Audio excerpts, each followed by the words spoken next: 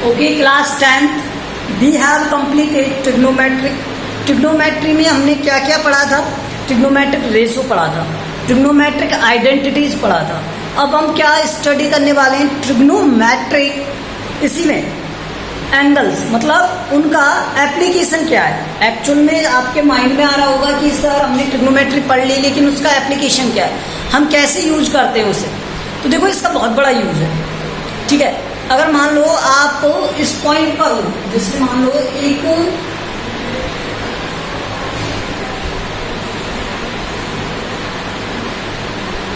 ठीक है, ये है ये रोप है कोई, ठीक है, स्टेयर मान सकते हो, स्टेप मान सकते हो यहाँ पर, स्टेप से कोई, ठीक है, इस तरह से, और ये इस तरह से लगी हुई है। अब यहाँ पर ये बॉल है, ये क्या है? बॉल है, और इस बॉल से ये है h हाइट पर, इस पर है h हाइट पर, और यहाँ से ये डिस्टेंस रखता है x। तो मुझे बताओ इस स्टेप की, इस बॉल की, सॉरी इस रोप की जो लेंथ है वो क्या होगी? मतलब हमें कितना लेंथ का रोप चाहिए कि इन दोनों को कनेक्ट किया जा सके, ठीक है। तो ये क्या होता है? देखो बाय द पाइथागोरस थ्योरम,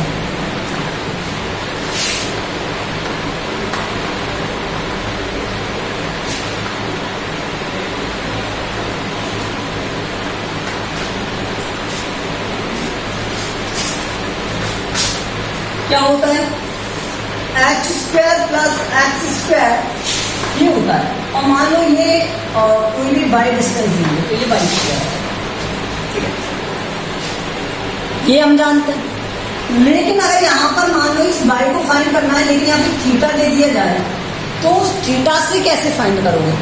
ठीक है, आपसे कह दिया जाए कि वो रो 30 डिग्री एंगल बनाती है, तो आप कैसे फाइंड करोगे? 60 डिग्री एंगल बनाती है, कैसे फाइंड करोगे? मान लो आपको ए की वैल्यू दी जाए, ये एक्स ना दिया जाए, ठीक है, और आपसे कह दिया जाए इसकी हाइट है कुछ, और यहाँ पे 30 डिग्री दे दिया जाए, तो आप कैसे फाइंड करोगे? तो देखो मुझे फाइंड क्या करना है? ये फाइंड करना है ना रो। तो इन दोनों के बीच में रिलेशन क्या है? ये क्या है? परपेंडिकुलर, और ये क्या है यहाँ पर? हाइपोटेनस। और परपेंडिकुलर अपॉन हाइपोटेनस क्या होता है? साइन थीटा होता है। साइन थीटा को तो कहते हैं ना परपेंडिकुलर अपॉन हाइपोटेनस। तो अगर मुझे एक परपेंडिकुलर दिया हुआ है फाइंड करना है और हाइपोटेनस दिया हुआ है, तो साइन थीटा में वैल्यू पुट कर देंगे। अब मान लो यहाँ पर मुझे थीटा इक्वल टू 30 डिग्री दे दे और हाइट दे दे 12 मीटर दे दे, तो यहाँ से मैं फाइंड कर सकता हूँ किस तरह से?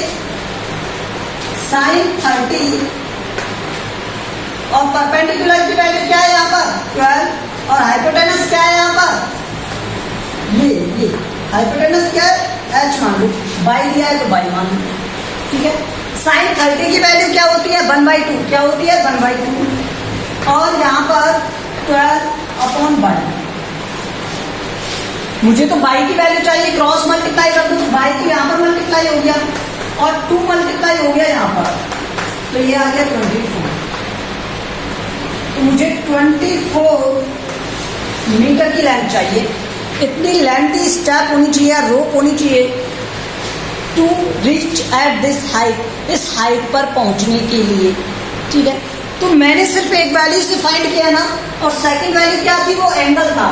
तो मुझे जब अगर परपेंडिकुलर और बेस में से, परपेंडिकुलर और बेस में से एक ही वैल्यू नॉन हो और दूसरा उसका एंगल नॉन हो, तो अब हम वैल्यूज कैसे फाइंड करते हैं? जैसे कभी कभी ब्रिज देखे हैं आपने? ब्रिज देखो, ब्रिज में क्या होता है कि आपको ये दे दिया जाएगा कि हमें ब्रिज चाहिए 400 मीटर लॉन्ग, कितना चाहिए? 400 मीटर लॉन्ग। तो ब्रिज ऐसे ही तो होता है, ऐसे करें, ठीक है। अब मान लो ये ब्रिज इस तरह से था कि इस हाइट पर,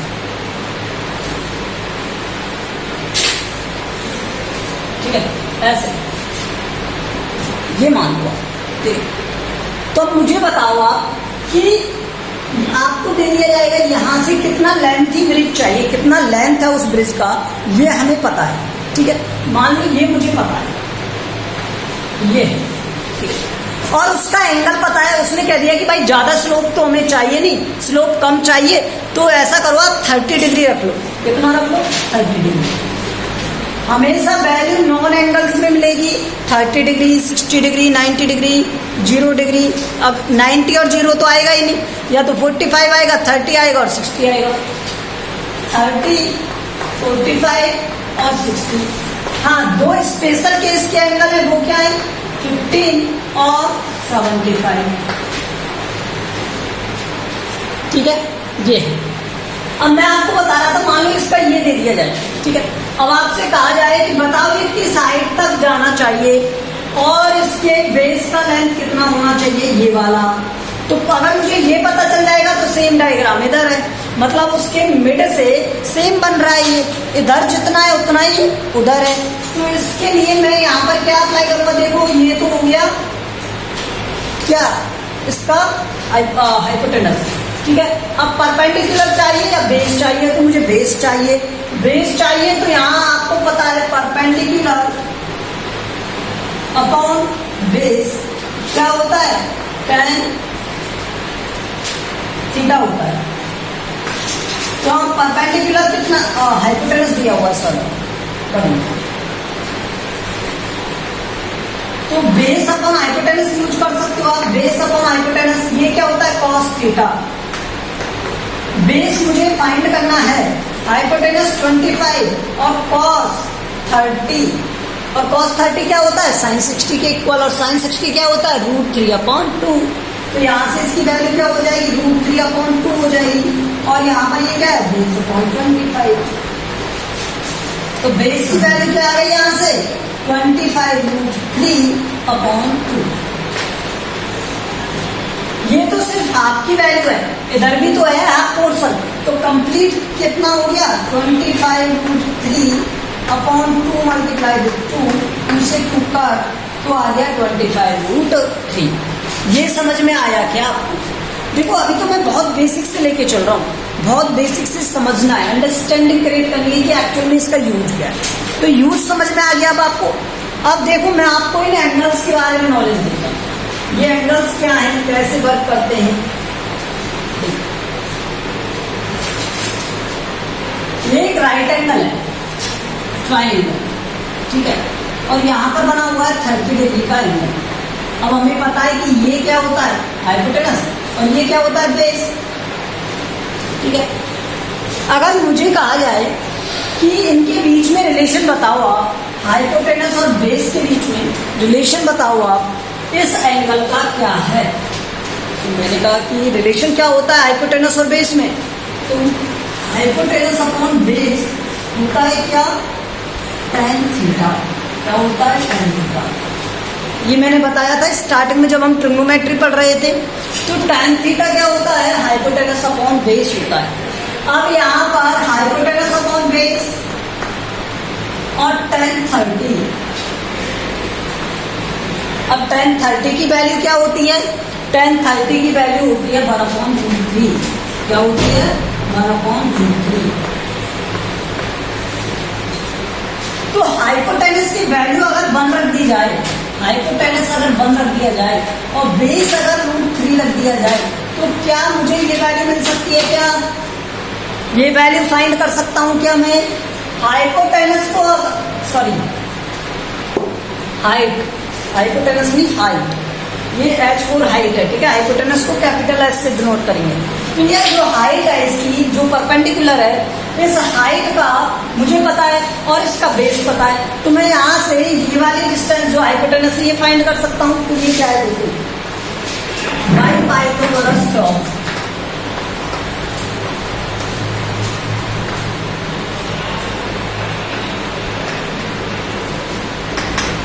मैंने इसे क्या कह दिया? एक्स कह दिया।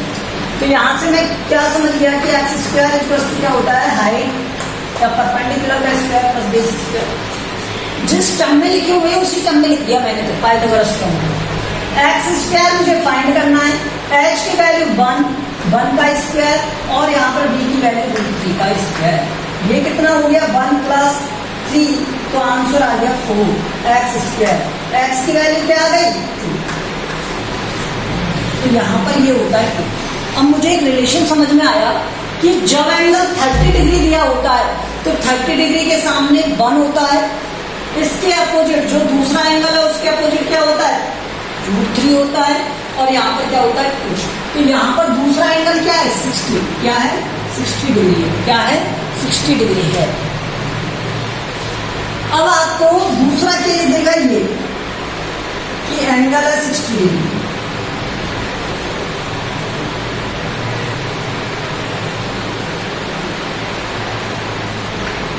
तो यहां पर कितना होगा 30 डिग्री।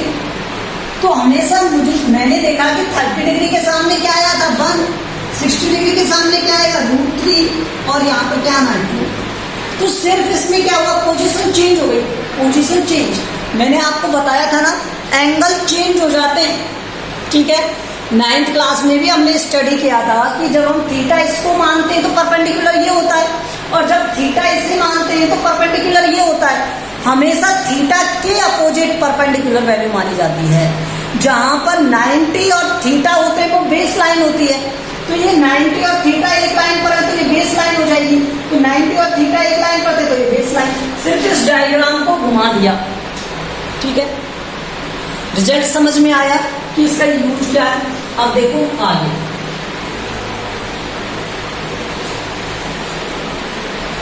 इनका यूज भी देखेंगे अब, ठीक है। अगर मान लो आपको इस तरह से दे दिया जाए, ये 45 है और ये 45 है, ये दोनों 45 दे दिया जाए, तो 45 से कैसे सॉल्व करोगे आप इसे। देखो मान लो मैंने 45 के अपोजिट 1 मान लिया और इसके अपोजिट भी 1, ये भी बेस है और ये हाइट, मतलब परपेंडिकुलर है, ठीक है। तो किसी भी चीज की हाइट अगर 1 है और बेस 1 है तो पाइथागोरस थ्योरम अप्लाई कर सकते हैं बाय पाइथागोरस।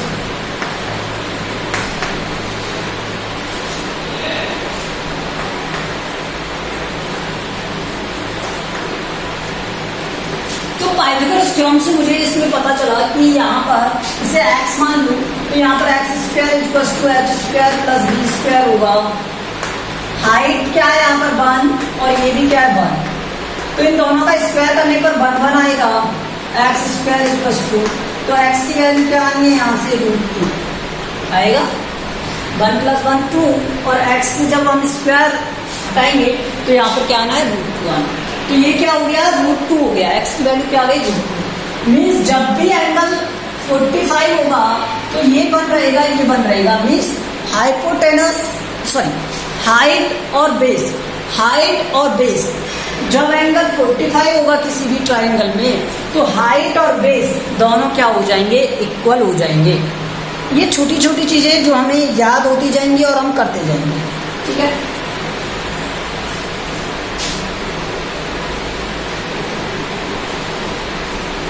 अब कंडीशन आती है किसकी, इसकी। ये क्या है tan 15 है। अब मैं 15 की वैल्यू जानता ही नहीं 15 क्या होता है, तो पहले मैं 15 निकालना सिखा देता हूं आपको क्या होता है।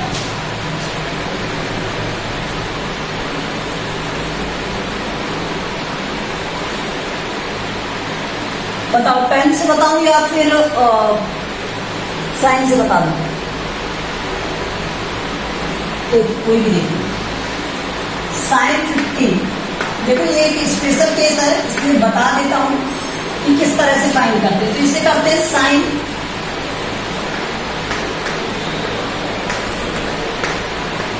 ये लिखा हुआ है, तो ये होता क्या है साइन a - b होता है क्या, sign a cos b - cos a sin b। तो यहां से साइन ए क्या है 45 और बी क्या है 30, तो यहां से sine 45 cos 30 cos 45 sin 30। Sine 45 means 1/√2, cos 30 √3/2, cos 45 क्या होता है 1/√2 और sin 30 1/2। 2√2 कॉमन आ गया, यहां से क्या बना √3 और ऊपर क्या बना -1,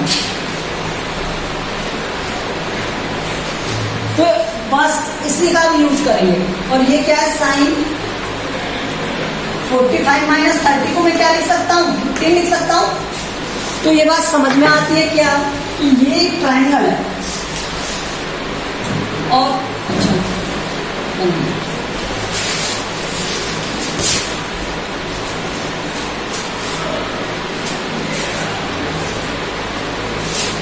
ठीक है। अब ठीक है, ये 15 डिग्री है। अब आप मुझे बताओ ऊपर क्या होता है साइन के केस में, साइन थीटा क्या होता है, perpendicular upon hypotenuse, perpendicular upon hypotenuse. तो ये परपेंडिकुलर हो गया इसका और ये हाइपोटेनस हो गया। चलो नीचे से तो आपको दिख ही नहीं रहा होगा, मैं ऊपर लिख देता हूँ। ओके, ये प्रॉपर्टी है आइडेंटिटी, ठीक है, इसे लर्न कर लेना। अब यहाँ पर देखिए एक्चुअल में वैल्यू क्या आ गई साइन की, साइन 15 की √3 - 1 अपॉन √2, ठीक है। तो यहां से देखो परपेंडिकुलर अपॉन हाइपोटेनस होता है, परपेंडिकुलर अपॉन हाइपोटेनस। तो परपेंडिकुलर की वैल्यू क्या है, √3 - 1 और हाइपोटेनस की वैल्यू क्या है यहाँ पर 2√2। अब हो गया क्वेश्चन। अब यहां से बताओ मुझे, अगर यहां से मुझे बेस फाइंड करना है, क्या फाइंड करना है, बेस, ये वाला फाइंड करना है। तो इसकी वैल्यू क्या होगी, हाइपोटेनस का स्क्वायर 2√2 का स्क्वायर इक्वल्स टू √3 - 1 का स्क्वायर प्लस x स्क्वायर। तो यहां से ये कितना हो गया 2√2, 4 × 2 हो गया, 2 का स्क्वायर 4, √2 का स्क्वायर 2, इसका स्क्वायर करेंगे तो a स्क्वायर, √3 का स्क्वायर क्या हो जाएगा 3, फिर b का स्क्वायर, तो 1 का स्क्वायर क्या हो गया 1, फिर माइनस में आता है 2ab, तो यहां से आ गया 2√3।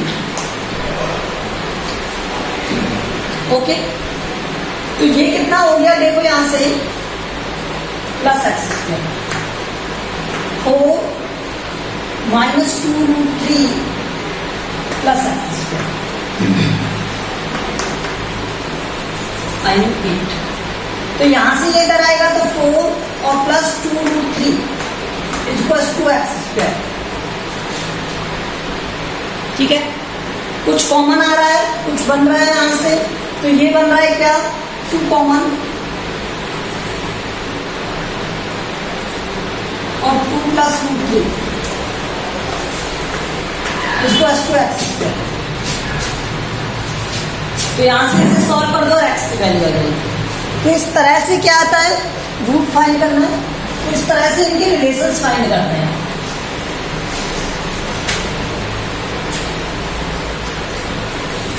तो ये था इसका थ्योरी वाला पार्ट कि एंगल्स में रिलेशन किस तरह से होते हैं, एंगल्स को सॉल्व किस तरह से किया जाता है, पाइथागोरस थ्योरम किस तरह से यूज की जाती है, किसमें, एक राइट एंगल ट्राइंगल में, और एंगल बेसिस पर इनको सॉल्व कैसे किया जाता है। अब देखो मैं आपको इसका फर्स्ट क्वेश्चन बताता हूं।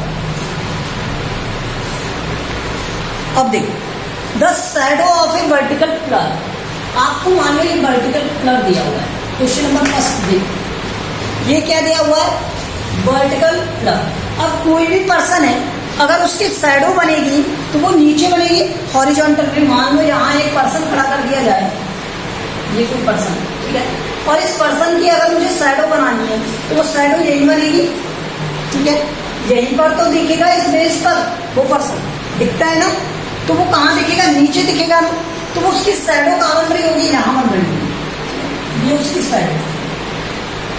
अब उसने कहा है कि ये जो पार्ट है जितनी लेंथ का है, ये जितनी लेंथ है उतनी लेंथ की है, ठीक है।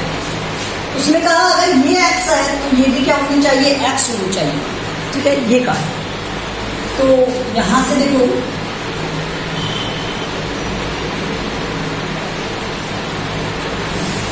अब मुझे क्या दे दिया, उसने क्या कहा था क्वेश्चन में, shadow of a vertical pillar is the same of height of pillar. तो हाइट ऑफ पिलर का शैडो सेम है, ठीक है। तो हमें गिवन है क्या, शैडो ऑफ पिलर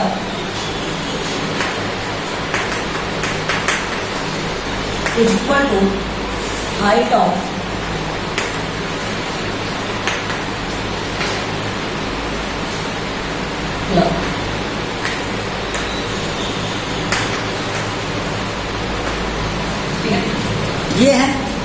मीन्स अब मुझे इसका रिलेशन चाहिए, ठीक है।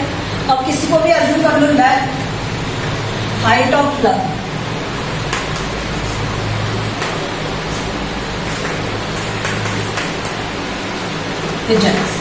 हाइट ऑफ प्लग क्या है, एक्स है। तो यहां से देखो अगर हाइट ऑफ प्लग एक्स है तो ये भी एक्स रहेगा। अब मुझे इनका रिलेशन चाहिए, तो परपेंडिकुलर अपॉन बेस ये क्या होता है, tan थीटा होता है। तो tan theta equals to perpendicular, perpendicular की वैल्यू क्या है, x, और बेस की वैल्यू क्या है, x, x से x कट गया 1 टाइम। अब tan थीटा वाले टेबल में जाके चेक करो, जो हमने टेबल बनाया था थीटा के एंगल वैल्यू के लिए 30 डिग्री, 45 डिग्री और 60 डिग्री, 90 डिग्री, 0 डिग्री इनके लिए। तो उसमें tan की वैल्यू 1 किस एंगल के लिए आ रही है, किसके लिए आ रही है, 45 के लिए। तो tan थीटा इक्वल्स टू क्या आएगा, tan 45 आएगा। क्या आएगा, tan 45। अगर इन दोनों का मैं कंपेरिजन करोगे आप, तो थीटा की वैल्यू क्या आ जाएगी, यहाँ से 45 डिग्री आ जाएगी। क्या आ जाएगी, 45 डिग्री। तो एंगल ही पूछा था ना किस एंगल के लिए, अभी तो बताया था मैंने, ये वाला केस नहीं बताया था आपको कि इस तरह से अगर कोई भी एंगल दिया हुआ है 45 का, तो यहाँ पर अगर 1 होता है तो यहाँ पर भी क्या होगा, 1, ये बताया था ना। अगर ये x है तो यहाँ पर भी क्या होगा, x, ये x है तो ये x होगा, ये 1 है तो ये 1 होगा। तो ये किस एंगल के लिए होता है, 45 के लिए होता है, ये बताया था। तो ये वही है, ठीक है। तो ये इसका सॉल्यूशन है क्वेश्चन नंबर 1 का। वैसे तो आपको ये क्वेश्चन किस तरह से दिया हुआ है, मल्टीपल चॉइस क्वेश्चन की तरह दिया हुआ है, लेकिन आप इसे कंप्लीट क्वेश्चन की तरह कर सकते हो, ठीक है। तो ये इसका सॉल्यूशन है। Remaining question we will do in the next video. Thank you.